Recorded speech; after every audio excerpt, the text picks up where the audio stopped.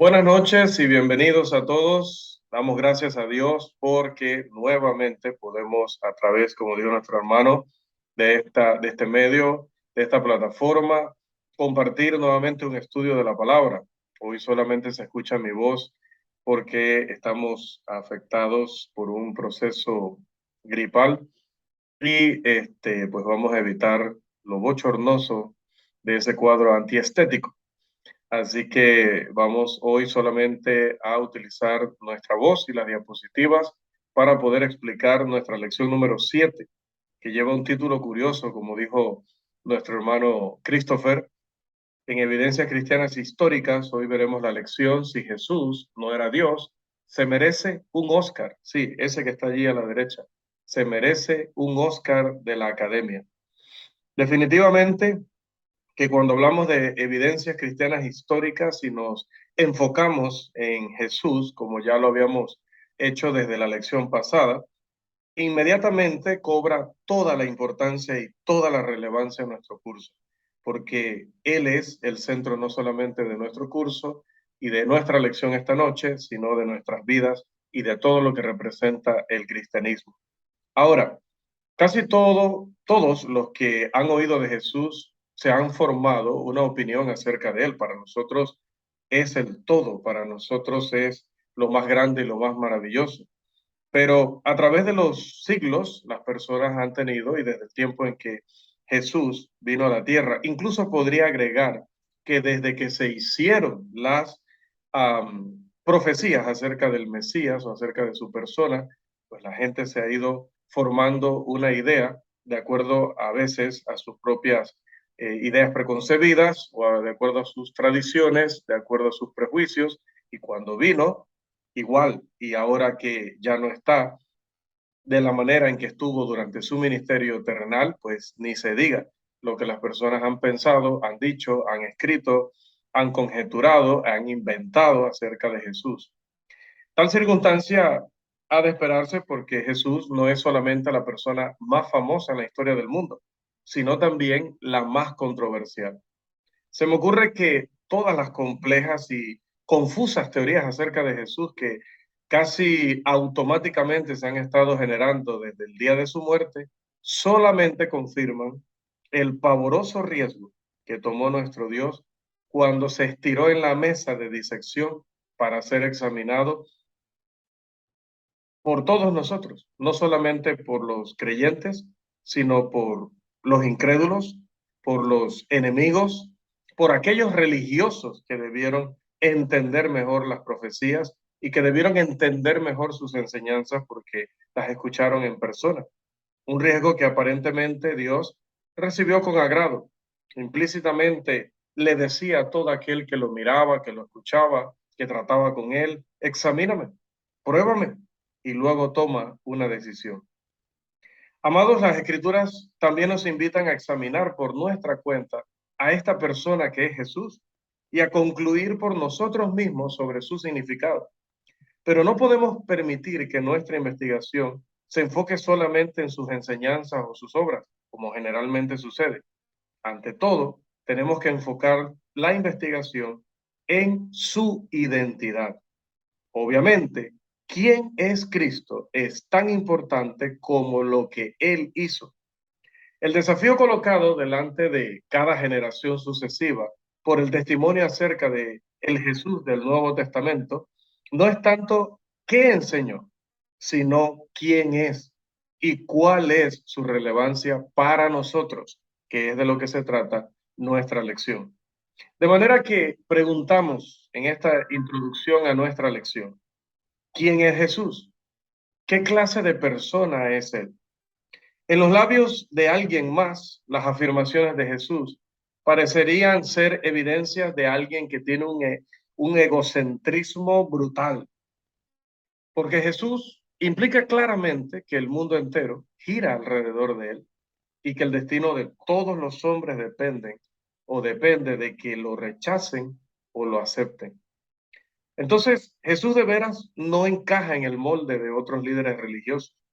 Ninguno de esos reconocidos líderes, ni Confucio, ni Moisés, ni Mahoma, ni Buda, ni el apóstol Pablo, ninguno de ellos jamás declaró ser Dios. La excepción es Jesucristo.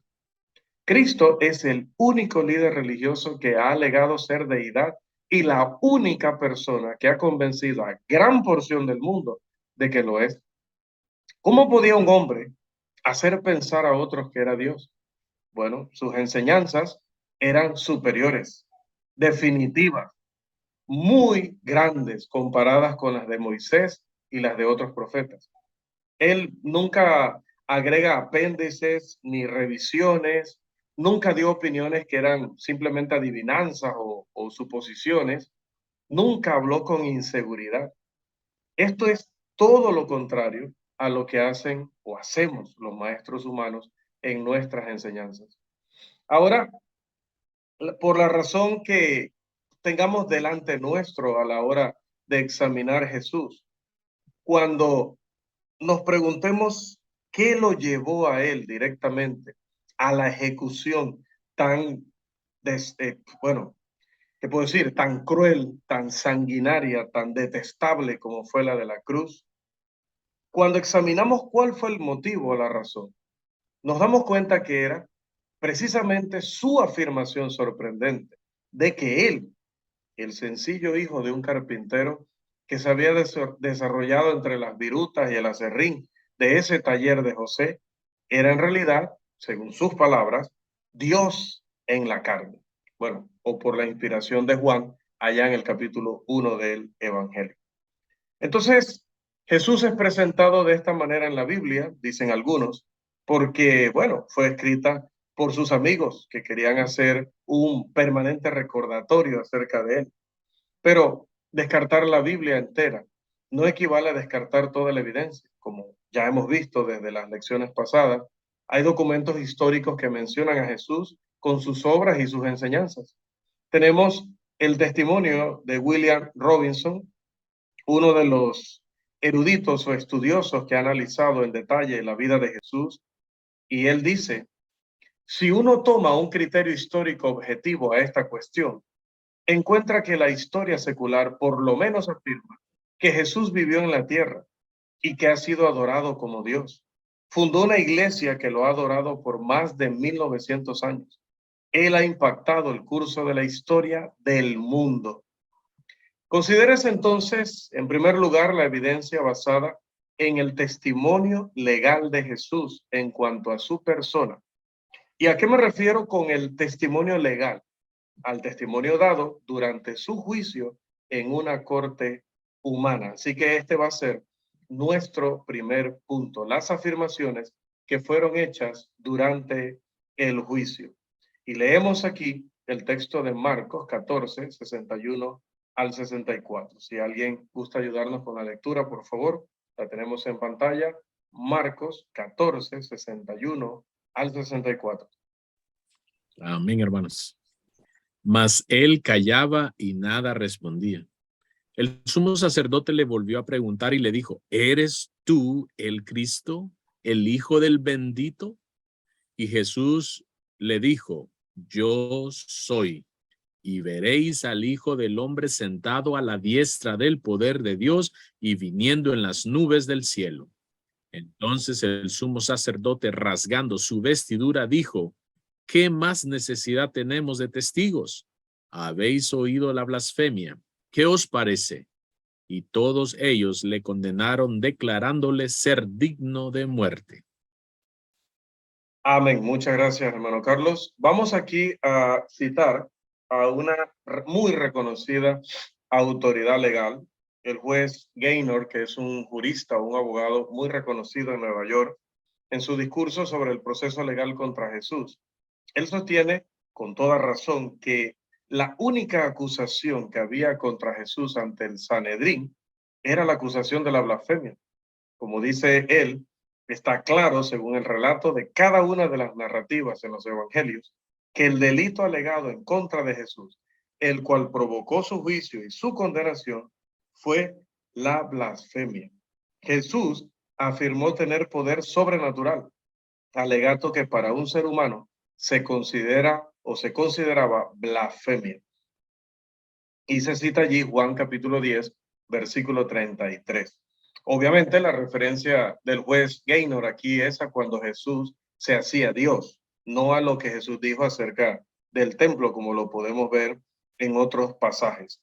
Bien, Jesús acepta el desafío que le hacen sus enemigos y admite que es las tres cosas: el Mesías, el Hijo del Hombre y el Hijo de Dios. Y dice en Lucas 22:70, vosotros decís, en griego, humeis legete, que es simplemente una expresión idiomática de aquella época para decir enfáticamente sí. Puede compararlo con ese yo soy de Marcos 14:62 y la frase tú lo has dicho de Mateo capítulo 26, versículo 64. Fue en su respuesta, o fue en respuesta a lo que Jesús dijo, que el sumo sacerdote termina rasgando sus vestiduras, algo que la ley le prohibía, según Levíticos 10:6 y 21:10.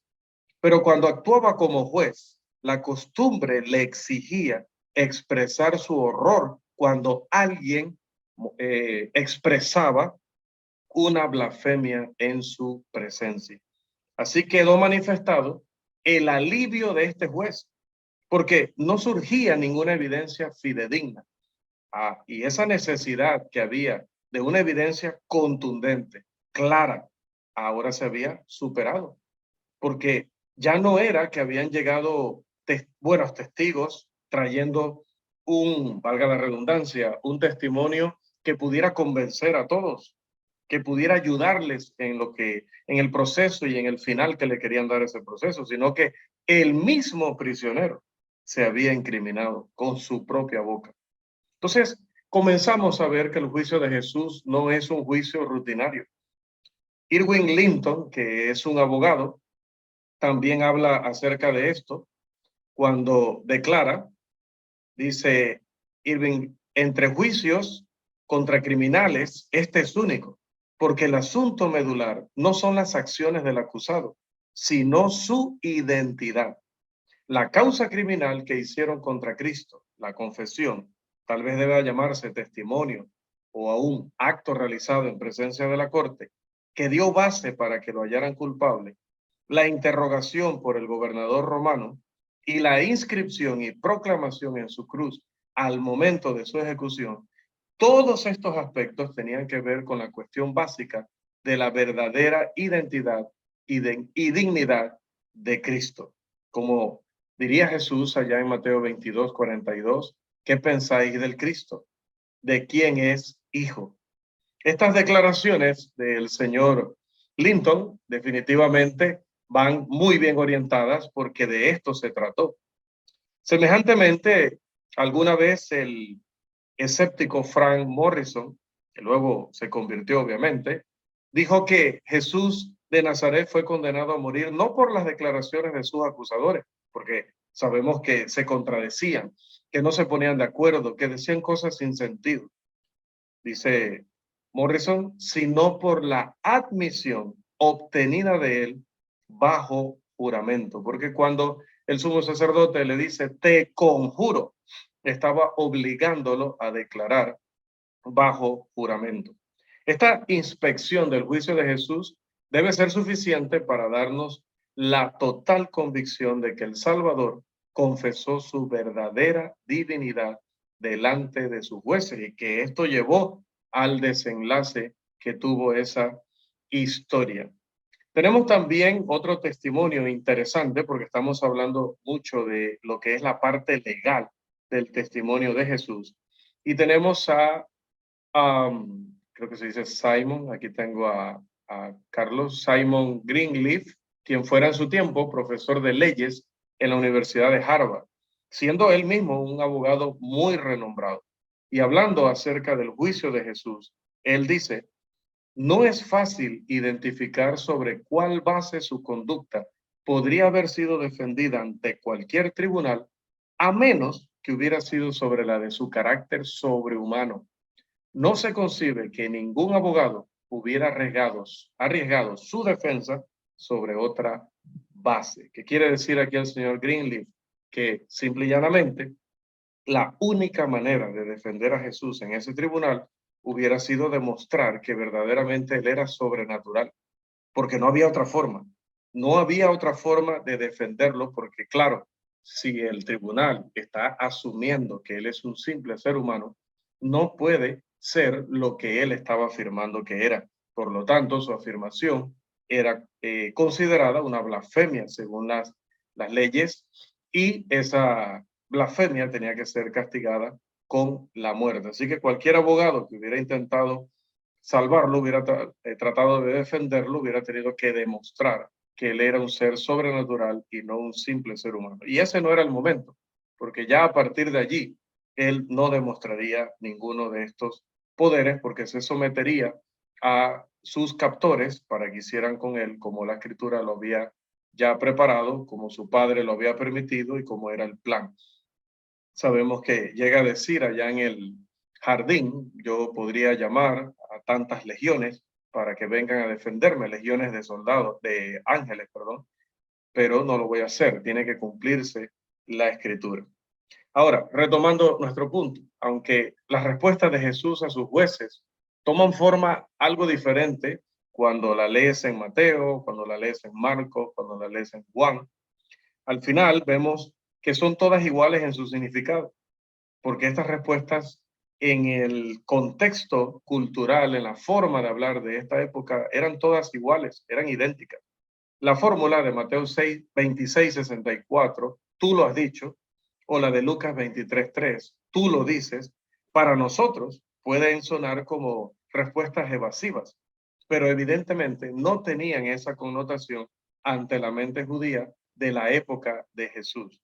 Tú lo dices, como menciona Mateo 27, 11, era la manera tradicional con la que un judío culto contestaba una pregunta de importancia grave o de implicaciones tristes.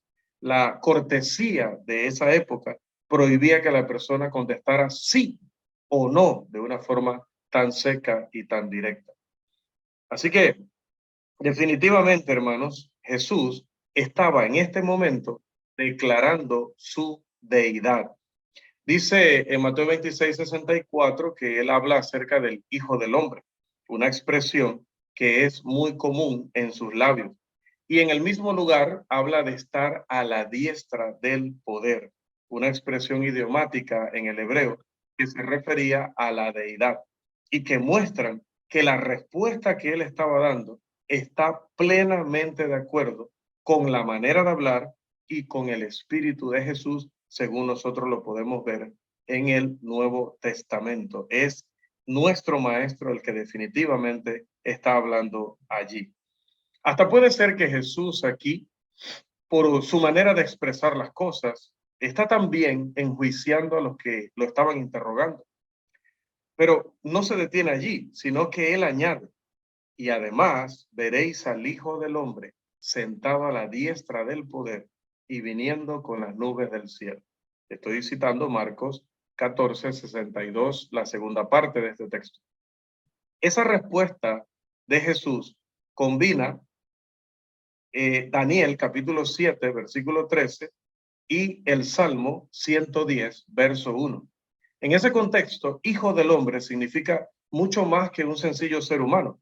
Jesús se describe así como ese alguien que en las nubes del cielo venía como un hijo del hombre. Uno que fue presentado, dice, ante el anciano de días, y a quien le fue dado ¿qué? Dominio, majestad y la realeza.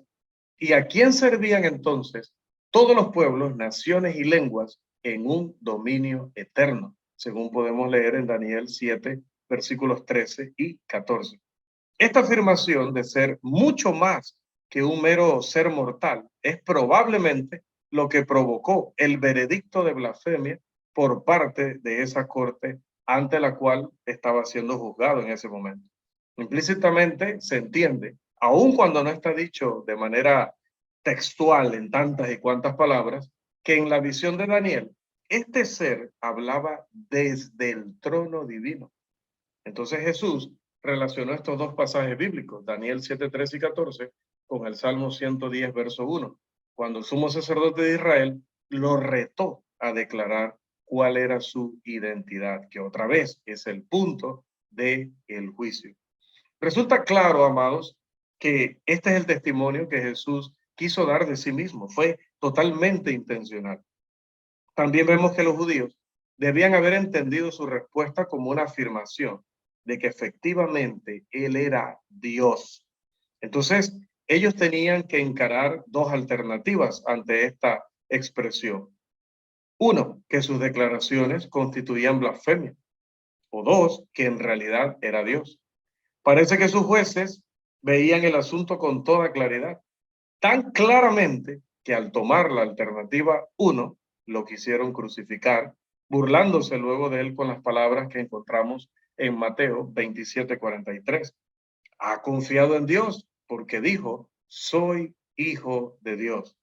De modo que vemos que Jesús fue crucificado por culpa de ser quien realmente era, por ser el Hijo de Dios. Y un análisis de su testimonio confirma esto. Su testimonio afirmó que era el Hijo del bendito, que era ese alguien que se sentaría a la diestra del poder, que era el Hijo del hombre que vendría en las nubes del cielo.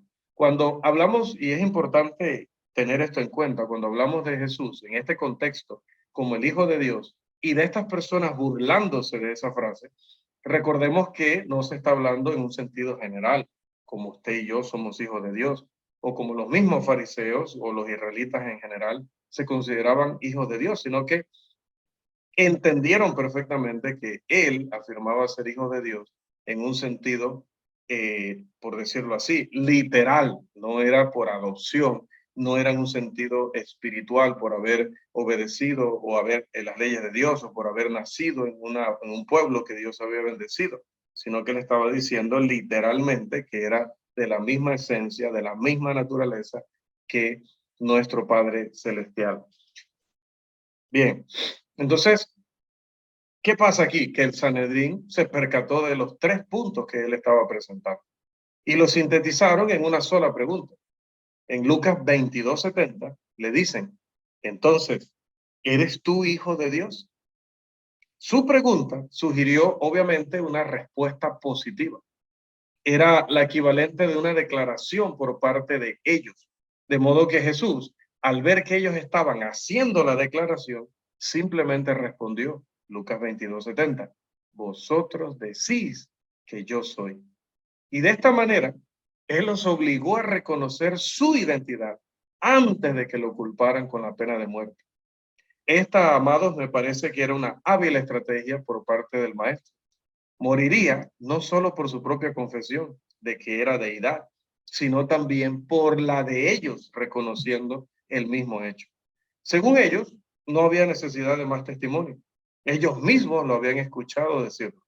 De modo que lo condenaron por palabras que habían oído de su boca, dice Lucas 22:71. Pero él también los condenó a ellos por las palabras de ellos mismos. No podrían decir que no habían condenado a la muerte al Hijo de Dios, porque así le llamaron ellos. Ahora, no hay evidencia confirmatoria más potente que la de un testigo hostil, ¿no? Un enemigo.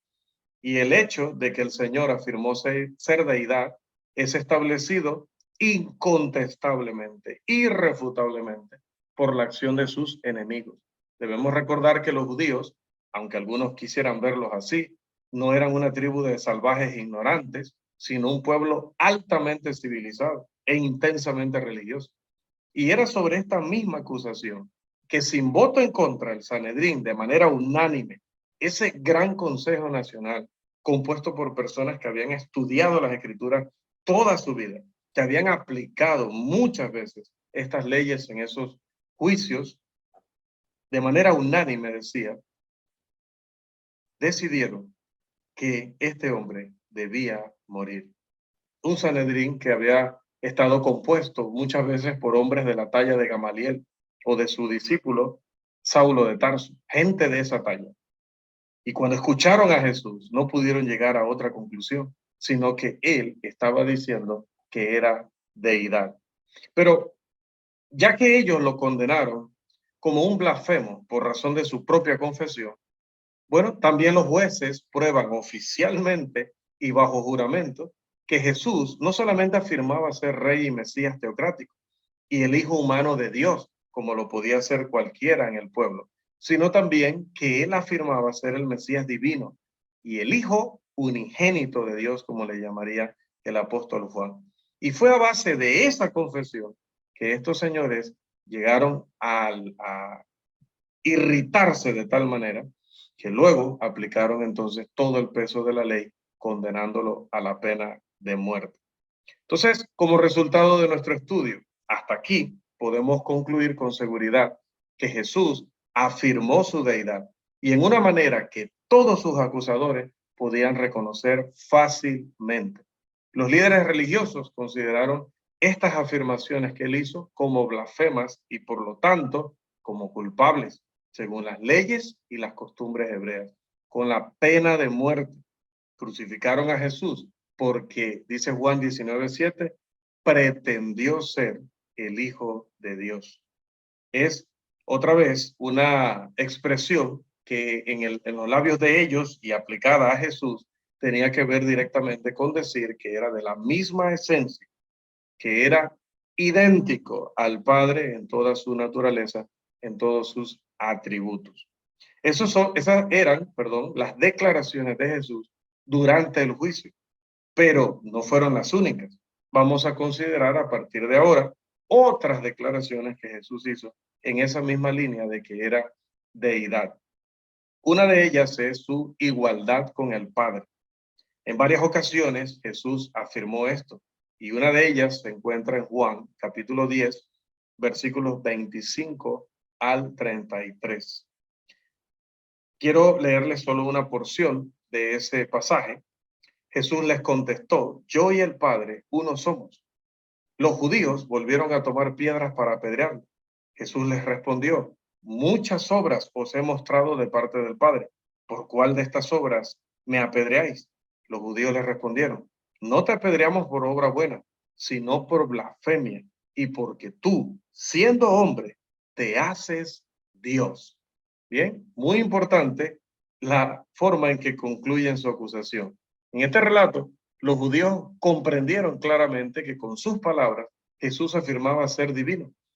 Su respuesta, como aquella durante el juicio, muestra que entendían completamente lo que él quiso comunicar con esas palabras. Entonces, surge una implicación interesante y que consolida todavía más nuestra comprensión cuando analizamos las palabras utilizadas en el griego. Porque cuando dice, yo y el Padre, uno somos, la palabra uno está en la forma neutra, que en griego es gen, no en la forma masculina, que sería heis. Quiere decir que no eran una persona, sino uno en esencia o naturaleza. O sea, gravísimo también.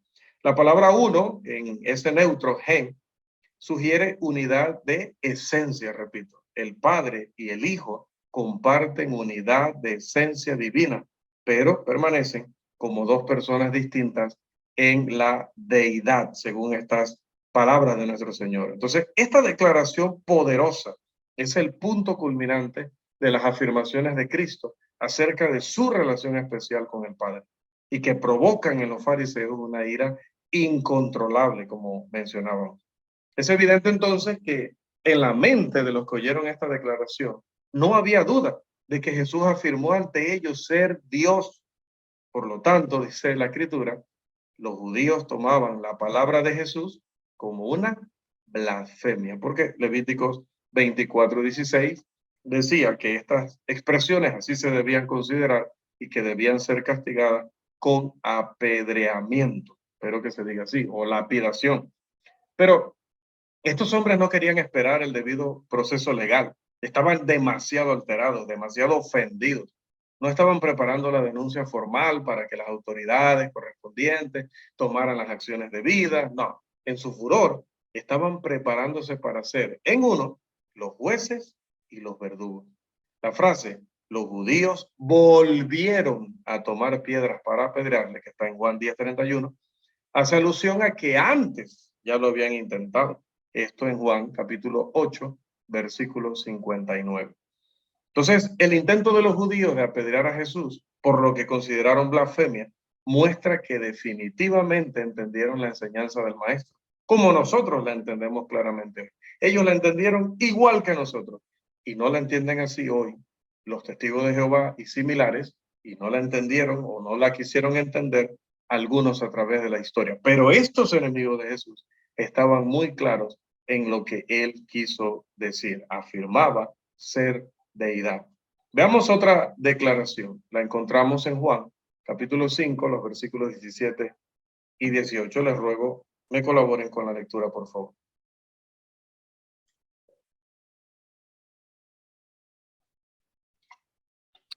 Amén, hermano.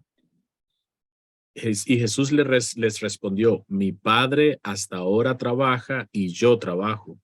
Por esto los judíos aún más procuraban matarle, porque no solo quebrantaba el día de reposo, sino que también decía que Dios era su propio Padre, haciéndose igual a Dios. Así es, gracias, hermano. Miren, los judíos estaban enojados ya por lo que consideraban una manera de violar el sábado, el día de reposo tan venerado por ellos. Pero de enojados pasaron a furiosos porque Jesús presumía afirmar igualdad con el Padre. Esta afirmación de Jesús es la que amplía la brecha entre él y sus críticos, porque ellos entendían con toda claridad que Jesús estaba proclamando divino. En su explicación es claro que él no afirmó ser idéntico con el Padre como una sola persona, pero que sí aseveró tener una unidad con él en una relación que podría describirse de manera única como la del Padre y el Hijo, pero otra vez, muy distinta, muy superior, única en referencia a la relación que todos los hijos de Dios tenemos con nuestro Padre. Jesús dice, mi Padre, en griego, ho pater mu, no dice nuestro Padre. Él afirma una relación peculiar con el Padre. Y luego dice, hasta ahora trabaja, que es Heos Arti Ergasetai. Jesús se colocó a sí mismo a la par con la actividad de Dios. O sea, Dios está trabajando y yo también. O sea, es que si Dios está trabajando, yo también, es lo que está diciendo. Igualándose con Dios. Y así es que Él justifica su obra de sanidad en ese día de reposo. Dice, reposan ustedes, porque en alguna ocasión dijo, el día de reposo es para el hombre. Pero Él era Dios, por eso Él podía seguir actuando y trabajando, porque si Dios dejara de hacerlo, imagínense lo que pasaría con todos nosotros. Entonces, es interesante notar que los judíos no se referían a Dios como mi Padre.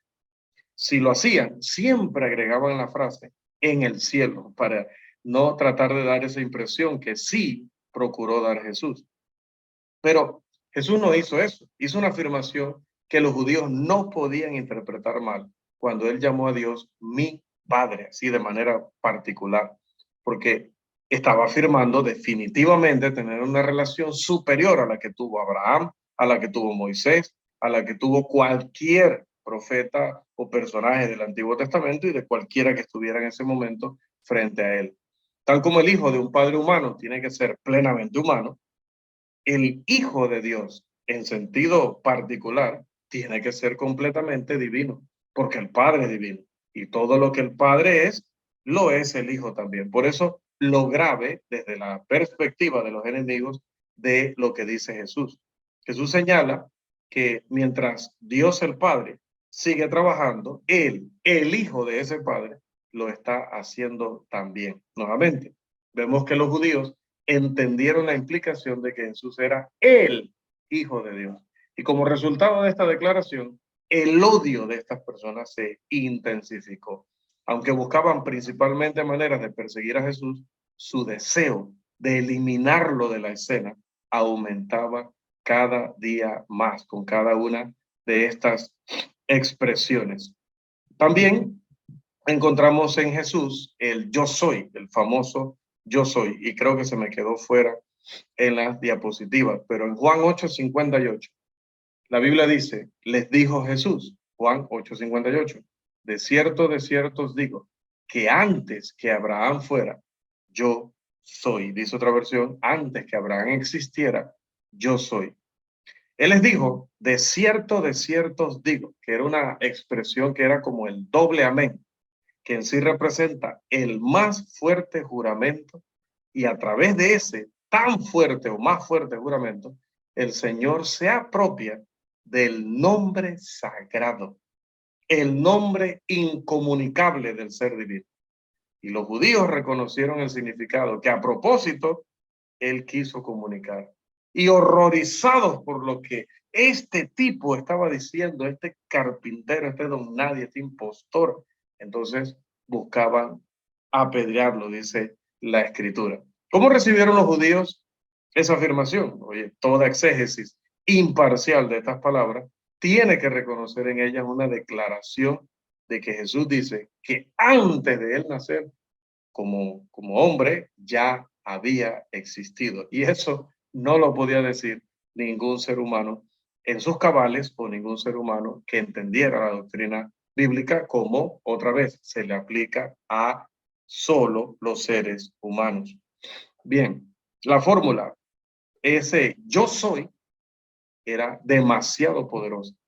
Estaba ahora no solamente diciendo, él es mi padre, yo soy de su misma naturaleza, él trabaja y yo al mismo tiempo que él, en las mismas cosas que él, sino que ahora está diciendo, ese yo soy del Antiguo Testamento, pues se me aplica a mí con toda justicia.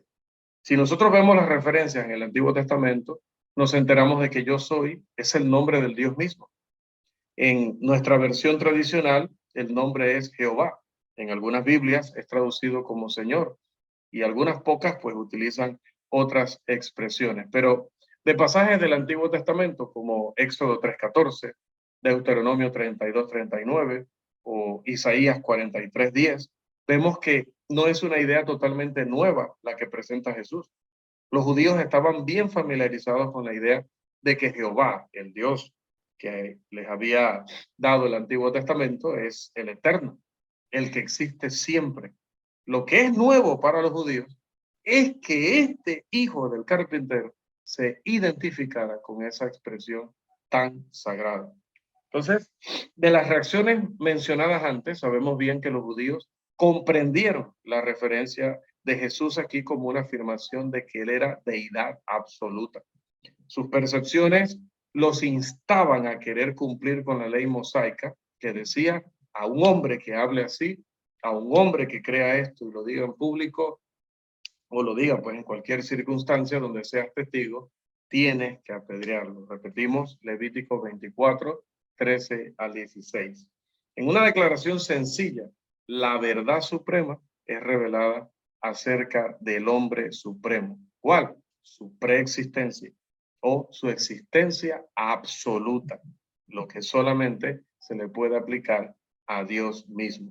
Entonces, el que debamos entender la expresión yo soy, que en griego es ego eimi, como un intento de declarar la completa deidad de Cristo, está claro, porque Jesús ni siquiera se detuvo a explicarlo, como cuando tú dices algo, la gente lo malinterpreta y luego entonces tú lo matizas, le das una explicación más detallada para que la gente no te malinterprete, ¿no?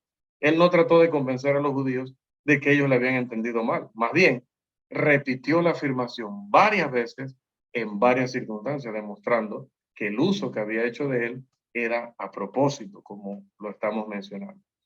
Entonces, en la tradición de los escritos de los evangelios, como se le llama, no se encuentra más clara implicación de la divinidad de Jesús que en esta expresión, aplicarle el yo soy a Jesús. De hecho, es imperdonable que yo no la haya incluido aquí cuando precisamente era una de las, o no era una, era la más importante declaración de Jesús identificándose con Dios. Vamos a la tercera. Dice Jesús que se debe a él el mismo honor que se daba a Dios. Por favor, me ayudan con Juan 5, los versículos 23 y 24, por favor.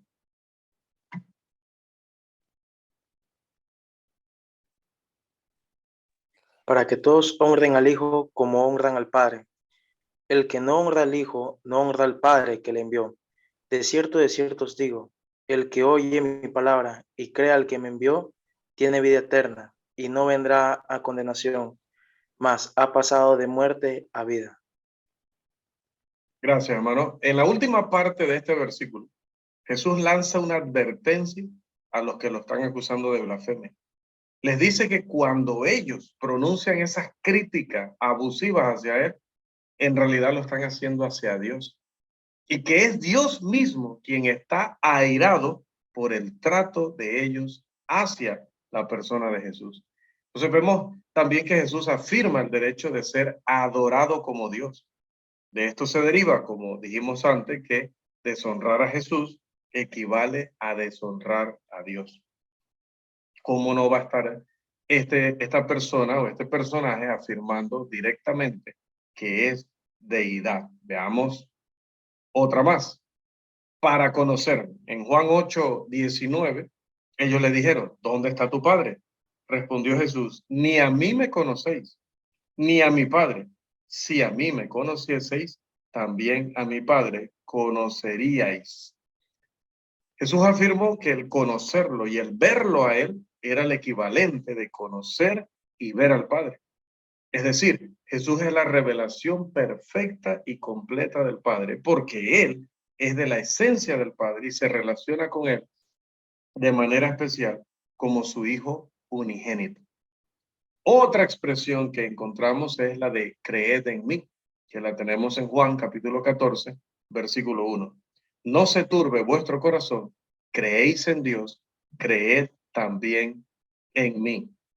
Estaba destinado a la muerte que alcanza a todo hombre.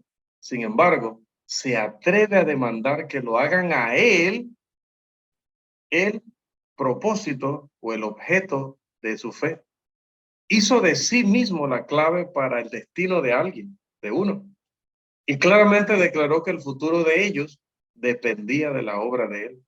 Prometió después preparar un lugar para ellos y que volvería de la casa de su padre a tomarlos para llevarlos allá. Hermanos, otra vez, estas no son expresiones que puede hacer un hombre común. Encontramos también en Juan capítulo 14, versículos 8 y 9, una expresión que tiene que ver con el que lo ha visto. Vamos, por favor, a leer ese pasaje. Juan capítulo 14, los versículos 8 y 9. Por favor. Felipe le dijo, Señor, muéstranos al Padre, y nos basta. Jesús le dijo, tanto tiempo hace que estoy con vosotros y no me has conocido, Felipe. El que me ha enviado a mí ha visto al Padre. ¿Cómo pues dices tú, muéstranos al Padre?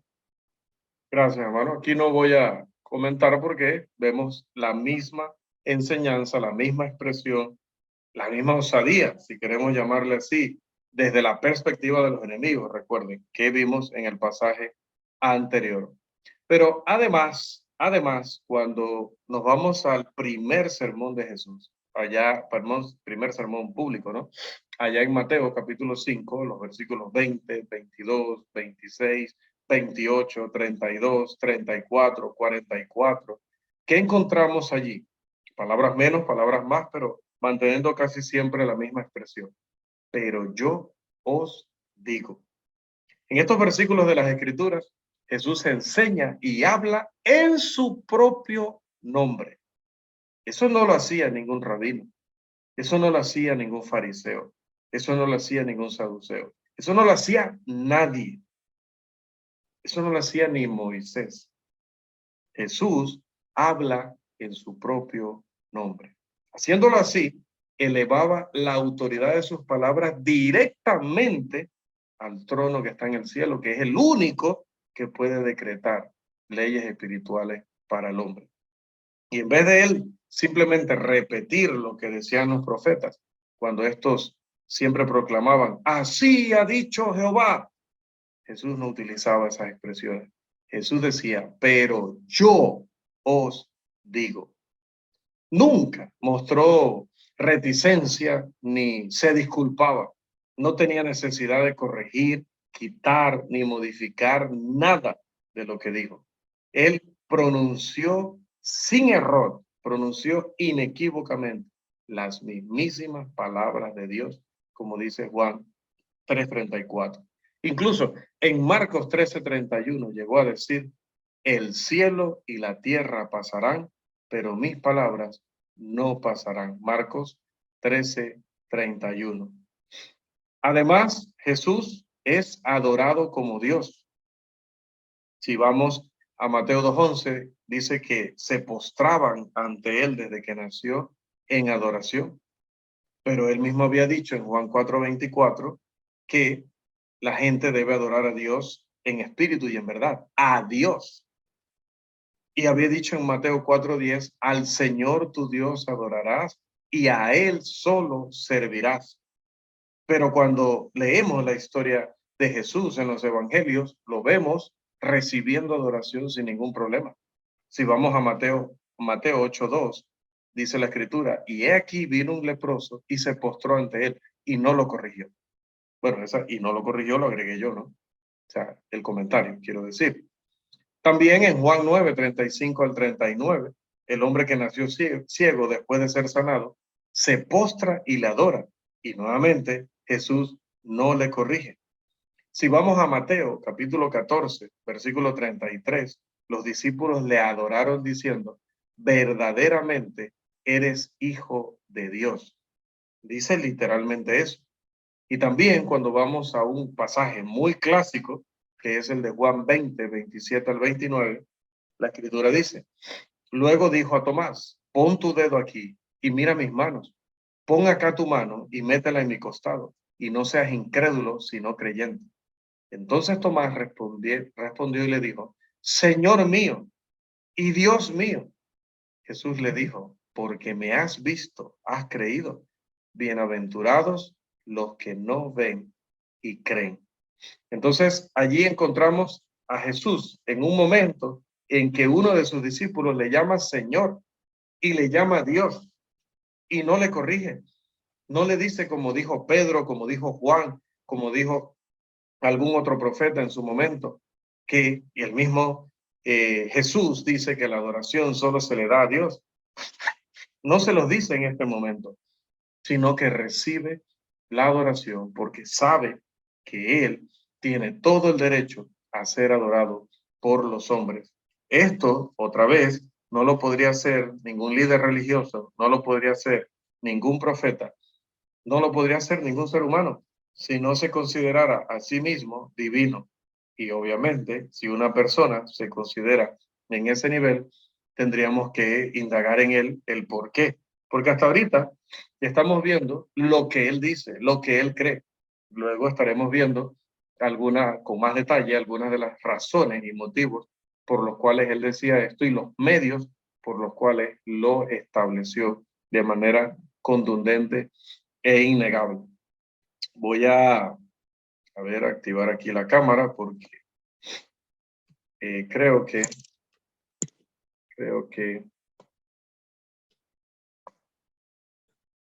ahí. Creo que no me va a molestar mucho ya creo. Se apagó la cámara, ya saben que algún accidente. Es maravilloso, hermano, cuando estudiamos la evidencia acerca de Jesús. No solo decía respecto a sus enseñanzas, que ya son maravillosas y sublimes, no solamente sobre sus obras, que también sabemos que son literalmente maravillosas porque eran maravillas, prodigios y milagros, sino lo que hemos estudiado hoy, o lo que hemos iniciado a estudiar hoy, que tiene que ver con quién era. ¿Quién era? Era un maestro más, era un líder más, era un profeta más. ¿A quién estamos siguiendo? Como seguimos a Jesús, podríamos estar siguiendo a Mahoma, podríamos estar siguiendo a Confucio, podríamos estar siguiendo a algún otro. O seguirlo a él tiene algo diferente, superior, particular. Sí lo tiene. Sí lo tiene porque él nunca quiso ser un maestro más. Ni siquiera ser el mejor maestro o el mejor líder religioso. No, es nuestro dueño. Es nuestro creador, es nuestro Dios. Por eso tenía el derecho a decir las cosas que dijo. Tenía derecho a decirlo incluso en el momento de su juicio, cuando sabía que eso iba a ser el motivo que iban a utilizar contundente para llevarlo a su condenación, a su crucifixión. Pero no podía dejar de decirlo, porque como dice Tito y muchos otros pasajes, es imposible que Dios mienta, Dios no puede mentir. Así que cuando fue conjurado dijo la verdad, dijo la realidad. Si me van a condenar, si me van a justiciar, pues tendrán que hacerlo basados en esto, porque no dejaré de decirlo. Es la verdad. Así que, amados, hasta aquí llegamos en nuestra lección número 7. Si Jesús no era Dios, si Jesús no era quien decía ser, entonces se merecía un Oscar, una expresión que ya comentaba, decía nuestro hermano Christopher, que es bastante curiosa. Bueno, es que es así, es así. Y en la segunda sesión veremos a qué nos referimos con esto de definitivamente que si no lo era, pues hay que darle el Oscar de la Academia. Así como aquí arriba ven que a nuestros cursos ya les dieron el Impact Docs Awards o el premio a los documentos de impacto. ¿Qué les parece? No, es broma, es broma. No crean que de allá de la academia me mandaron eso. Así que, amados, hasta aquí nuestra lección número 7 y estaríamos continuando con este tema, si Dios no nos permite, nos da vida, salud y oportunidad la próxima semana.